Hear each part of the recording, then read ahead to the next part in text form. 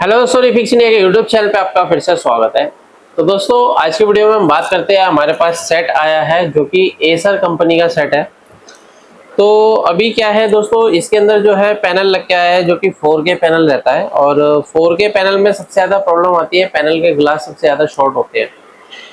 तो अभी जो हमारे पास सेट है उसके अंदर प्रॉब्लम है, नो पिक्चर कंडीशन है, यानी कि इसके अंदर भी हमारे को लग रहा है कि हो सकता है कि ग्लास साइड शॉर्टिंग हो सकती है। तो ये सारी चीज़ें तो हमारे को चेक करने के बाद ही पता लगेगी। तो चलिए स्टार्ट करते हैं। सबसे पहले मैं आपको दिखाता हूँ उसकी कंडीशन क्या है। इसको हम ऑन कर लेते हैं और ऑन करने के बाद यहाँ पे जैसे हम पावर बटन प्रेस करते हैं दोस्तों, यहाँ पे अगर आप देखेंगे पावर बटन प्रेस करने के बाद यहाँ पे अगर हम देखते हैं तो ये हमारे पास नो पिक्चर की कंडीशन में, यानी कि अगर आप इसके अंदर देखेंगे तो इसके अंदर कोई भी पिक्चर हमारे को देखने के लिए नहीं मिल रही है। तो अभी क्या है कि इसको स्टेप बाय स्टेप हम चेक करते हैं और देखते हैं क्या कंडीशन मिलती है, क्योंकि ज़्यादातर जो हमारे सेट होते हैं जीआईपी सेट होते हैं, जीआईपी पैनल होते हैं इसके अंदर, और ये फ्रेमलेस सेट में आता है। तो अगर आप यहाँ पे देखेंगे तो इसके अंदर जो टीकोन है वो यूज़ किया गया है कुछ इस तरीके का। यहाँ पे अगर आप देखेंगे तो इनोलेक्स का पैनल इसके अंदर लगा हुआ है, यहाँ पे आप ये देख सकते हैं। तो ये कुछ नए पैनल अभी हमारे को देखने को मिल रहे हैं, लेटेस्ट सेटों में हमारे को ये देखने को मिल रहे हैं। तो यहाँ पे अगर आप देखेंगे तो ये 43 इंच का है और यहाँ पे इसका मॉडल आप देख सकते हैं, पैनल का जो नंबर है, पार्ट नंबर ये है। तो अभी क्या है, अगर हम इसको चेक करते हैं स्टेप बाय स्टेप, देखते हैं क्या कंडीशन हमारे को मिलती है। तो मल्टीमीटर को हम सेट कर लेते हैं DC वोल्ट की रेंज पे, और ये जो पैनल है हमारे पास नो पिक्चर की कंडीशन में आया है। तो वैसे तो पैनल काफ़ी सारी कंडीशन में हमारे को देखने को मिलते हैं, नो पिक्चर होता है, वर्टिकल बार होता है, हाफ पिक्चर होता है। तो अलग अलग तरीके के पैनल होते हैं, अलग अलग तरीके से चेक किए जाते हैं। तो यहाँ पे क्या है, हम इसको चेक करते हैं। तो यहाँ पे क्या है, सबसे पहले अगर मैं यहाँ पे वोल्टेज देखता हूँ तो 12 वोल्ट की सप्लाई हमारे को देखने के लिए मिल रही है। और यहाँ पे अगर हम देखेंगे तो फ्यूज को सबसे पहले चेक किया जाता है अगर नो पिक्चर की कंडीशन है तो अभी अगर आप यहाँ पे देखेंगे तो फ्यूज के दोनों साइड में को 12 वोल्ट की सप्लाई जो है परफेक्ट तरीके से मिल रही है। उसके बाद आगे अगर चेक करेंगे तो यहाँ पे अगर आप देखेंगे तो ये DC टू DCIC इसके अंदर जो यूज़ की गई है वो है IN525, ये इसकी DC टू DCIC है। और DC टू DCIC का काम क्या रहता है दोस्तों, ये हमारी अलग अलग वोल्टेज बनाने का काम करती है। इसके अंदर कई बार बक कन्वर्टर भी होते हैं और वोल्टेज को बूस्ट करने के लिए हमारी चार्ज पंप सर्किट को ऑपरेट करती है, यानी कि गेट पल्स जनरेट करती है, नेगेटिव और पॉजिटिव दोनों तरीके की। तो अभी क्या है कि यहाँ पे अगर हम वोल्टेज देखते हैं तो हमारे को वोल्टेज जो मिलना चाहिए, सबसे पहले 3.3 वोल्ट की सप्लाई मिलनी चाहिए। तो यहाँ पे अगर हम देख रहे हैं तो हमारे को यहाँ पे कोई भी वोल्टेज जो है नहीं मिल रहा है। इस पॉइंट पे देखते हैं, ये हमारे को 12 वोल्ट की सप्लाई मिल रही है, यहाँ पे 12 वोल्ट है। और भी वोल्टेज अगर हम चेक करते हैं तो यहाँ पे देखते हैं 3.3 वोल्ट ओके है हमारा। तो यहाँ पे हमारे को 3.3 वोल्ट की सप्लाई जो है वो मिल रही है। 3.3 वोल्ट के बाद अगर हम यहाँ पे वोल्टेज देखते हैं तो 1.8 वोल्ट हमारे को मिल रहा है, क्योंकि इसके अंदर अगर आप यहाँ पे देखेंगे तो ये हमारी टीकॉन IC लगी हुई है और ये 4K रेजोल्यूशन आउट करती है। तो ये अगर आप देखेंगे तो इनपुट भी हमारा जो है 4K का जो डाटा है वो इसके अंदर जा रहा है, और ये आउटपुट जो RSDS सिग्नल करती है तो ये भी हमारा 4K आउट करती है। तो इसके अंदर क्या रहता है, एक रैम रहती है जो कि 1.8 वोल्ट पे ऑपरेट होती है, वो ओके है। और भी अगर हम वोल्टेज चेक करते हैं तो 1.2 वोल्ट भी इसके अंदर जाता है। तो अगर हम यहाँ पे देखते हैं तो इस IC की जो इनपुट वोल्टेज हमारे को क्या क्या मिलेगी, तो यहाँ पे देखेंगे 1.2 वोल्ट है, इस कैपेसिटर पे 3.3 वोल्ट है, और इस कैपेसिटर पे 1.2 है यहाँ पे भी। और यहाँ पे देखते हैं तो यहाँ पे हमारे को 1.8 वोल्ट मिल रहा है, यानी कि इसके अंदर जो वोल्टेज मिल रही है सभी वोल्टेज जो है हमारी इस IC के अंदर, यानी कि टीकॉन IC के अंदर इनपुट हो रही है। और फिर भी हमारा जो पैनल है प्रॉपर तरीके से नहीं चल रहा है। तो अभी क्या होता है कि जब ये सारी वोल्टेज इसको मिलती है टीकॉन IC को, तो ये हमारी इनेबल वोल्टेज जो कि DC टू DCIC को देती है। तो DC टू DCIC हमारी गेट पल्स जनरेट करती है, जिससे कि हमारा AVDD, VGH, VGL ये सभी वोल्टेज बनना स्टार्ट होता है। तो अगर आप यहाँ पे देखेंगे तो यहाँ पे मेरे को 12 वोल्ट की सप्लाई जैसे कि यहाँ पे देखने को मिल रही है, लेकिन यहाँ पे जो 12 वोल्ट की जगह मेरे को यहाँ पे बूस्ट वोल्टेज मिलना चाहिए, जो कि यहाँ पे मेरे को नहीं मिल रहा है। तो इस कंडीशन में क्या है, हम सेट को सबसे पहले ऑफ करके दोबारा से ऑन करते हैं और देखते हैं कि हमारी जो वोल्टेज है बूस्ट होके 12 पे आती है या फिर सिंगल रहती है, यानी कि सिर्फ 12 पे रहती है। तो अभी मैं सेट को दोबारा से स्टार्ट करता हूँ।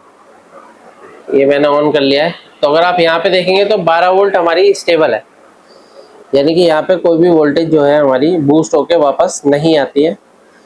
तो अभी क्या है कि कंडीशन कुछ भी हमारे को मिल सकती है। तो यहाँ पे अगर आप देखेंगे तो दोनों एफएफसी को हम निकाल देते हैं और दोनों एफएफसी निकालने के बाद अगर चेक करते हैं तो इस एफएफसी को मैं यहाँ से रिमूव कर देता हूँ, इसको भी रिमूव कर देता हूँ। तो यहाँ पे हम दोबारा से सेट को ऑन करेंगे और वोल्टेज चेक करते हैं, कहीं हमारे अगर पैनल के ग्लास में शॉर्टिंग होगी तो हमारी ये वोल्टेज बूस्ट हो जाएगी। तो जैसे हम इसको ऑन करते हैं सेट को, यहाँ पे अगर आप देखेंगे ये मैं ऑन करता हूँ उसको,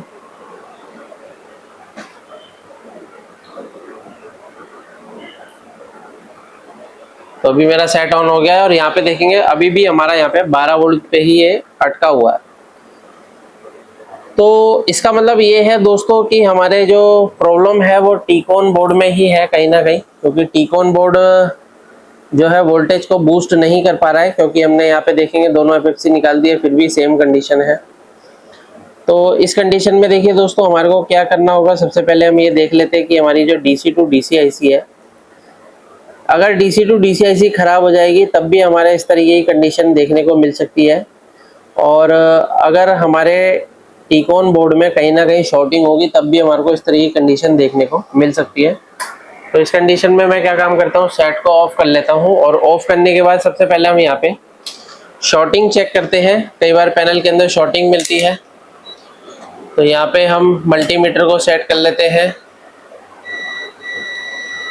कंटिन्यूटी पॉइंट पे, और यहाँ पे देखिए कई सारे पीएफ लगे हुए हैं। पीएफ को अगर हम चेक करते हैं तो यहाँ पे अगर आप देखेंगे सभी पीएफ पे चेक करेंगे स्टेप बाय स्टेप। तो बेसिकली क्या होता है कि अगर हमारे को यहाँ पे कोई पीएफ शॉर्ट मिलेगा तो ये पूरी लाइन शॉर्टिंग मिलेगी। तो हमारे को क्या है, जरूरी नहीं है कि आपको पूरे चेक करने हैं। यहाँ पे अगर आप देखेंगे एक दो भी आप चेक कर सकते हैं। तो अगर आपके पास भी इस तरीके के पैनल आते हैं रिपेयर होने के लिए और आपको प्रॉब्लम आती है रिपेयर करने में, तो आप हमारे ट्रेनिंग ले सकते हैं। ट्रेनिंग लेने के लिए नीचे देखिए कॉन्टैक्ट नंबर पे कॉन्टैक्ट कर सकते हैं, जिसमें आपको बेसिक टू एडवांस लेवल की ट्रेनिंग मिलती है। पैनल को किस तरीके से रिपेयर किया जाता है, 4K panel, GIP panel, non GIP panel, complete आपको रिपेयर करना सिखाते हैं, सॉफ्टवेयर करना सिखाते हैं, पावर सप्लाई रहती है। अगर आपको पूरी इंक्वायरी लेनी है तो नीचे दिए कॉन्टैक्ट नंबर पर कॉन्टैक्ट कर सकते हैं। ऑनलाइन ऑफलाइन दोनों ट्रेनिंग अवेलेबल है। तो यहाँ पे अगर आप देखेंगे तो यहाँ पे जितने भी पीएफ है हमारे को बिल्कुल ओके मिल रहे हैं, कोई भी शॉर्टिंग हमारे को यहाँ पे नहीं मिल रही है। यहाँ पे देखते हैं ये भी पीएफ ओके है। उसके बाद अगर हम चेक करते हैं तो ये डायोड लगे हुए हैं, तो डायोड की कंडीशन भी ओके है। यहाँ पे भी डायोड ओके है, लेकिन अगर आप यहाँ पे देखेंगे तो ये डायोड हमारे को कंटिन्यूटी दे रहा है। देख सकते हैं डायोड हमारे को कंटिन्यूटी दे रहा है। दोनों साइड अगर मैं चेक करता हूँ तो देखिए बीप साउंड दे रहा है ये। अब ये जो डायोड है दोस्तों ये हमारे को निकालने के बाद पता लगेगा, क्योंकि ये कंटिन्यूटी जो है वैल्यू 0 के साथ में 5 भी शो कर रहा है, यानी कि 5 ohms की शॉर्टिंग है हमारे को दिखा रहा है। तो इसको हम निकाल के चेक करते हैं एक बार क्या कंडीशन रहती है इसकी। तो कई डायोड कई बार शॉर्ट हो जाता है, तब भी इस तरह की दिक्कत आती है, या फिर जो हमारी डीसी टू डीसी आईसी है उसके शॉर्ट होने से भी इस तरीके की दिक्कत हमारे को देखने को मिल सकती है। तो पहले हम डायोड को निकाल लेते हैं, और डायोड को निकाल के अगर हम चेक करेंगे तो सबसे पहले हमारे को जो शॉर्टिंग चेक करनी है, देखिए यहाँ पे जो हमारे प्रिंट बचते हैं इस प्रिंट पे अगर हम चेक करते हैं तो प्रिंट पे हमारे को शॉर्टिंग नहीं मिल रही है। ये देखिए ये बिल्कुल ओके है। और यहाँ पे अगर मैं डायोड को चेक करूँ तो डायोड पे मेरे को यहाँ पे शॉर्टिंग दिखा रहा है। तो यानी कि ये 6 ohms के साथ में शॉर्ट है हमारा डायोड, और ये डायोड हमारा फुल शॉर्ट है। तो इसकी जगह क्या है, हम यहाँ पे दूसरा डायोड लगा कर ट्राई करते हैं क्या कंडीशन मिलेगी। तो दूसरा डायोड के लिए हम एक पीसीबी ले लेते हैं, इस पीसीबी में से हम निकाल के लगाते हैं। काफ़ी डायोड है इसके अंदर। यहाँ पे अगर आप डायोड देखेंगे तो यहाँ पे भी एक डायोड हमारे को मिल रहा है। यहाँ पे हमारे को ये 64 ohms की रीडिंग दिखा रहा है, और ये डायोड हमारे को 44,445 के अराउंड दिखा रहा है। अगर हम निकाल के चेक करते हैं, कई बार क्या होता है पीसीबी में भी शॉर्टिंग होती है, तो इसको मैं निकाल लेता हूँ और निकाल के हम यहाँ पे इसकी वैल्यू चेक करेंगे। क्योंकि देखिए डायोड जो होता है ये हमारा, अगर आप इसको चेक करेंगे तो इसकी जो रीडिंग है वो 100 ओम से नीचे नहीं आनी चाहिए। अगर ये 100 ओम से नीचे आ रही है तो इसका मतलब ये हमारा डायोड ख़राब है। तो यहाँ पे अगर हम देखते हैं डायोड को चेक करेंगे, तो यहाँ मल्टीमीटर को सेट कर लेता हूँ डायोड मोड की रेंज पे, और यहाँ पे अगर हम इसको चेक करते हैं डायोड को, तो ये मेरे को यहाँ पे कुछ नहीं दिखा रहा। चेंज करके लगाते हैं तो ये देखिए हमारे को रीडिंग दिखा रहा है। अभी ये डायोड क्या है, थोड़ा गर्म है, इस वजह से हमारे को थोड़ी सी रीडिंग इस तरीके से दिखा रहा है।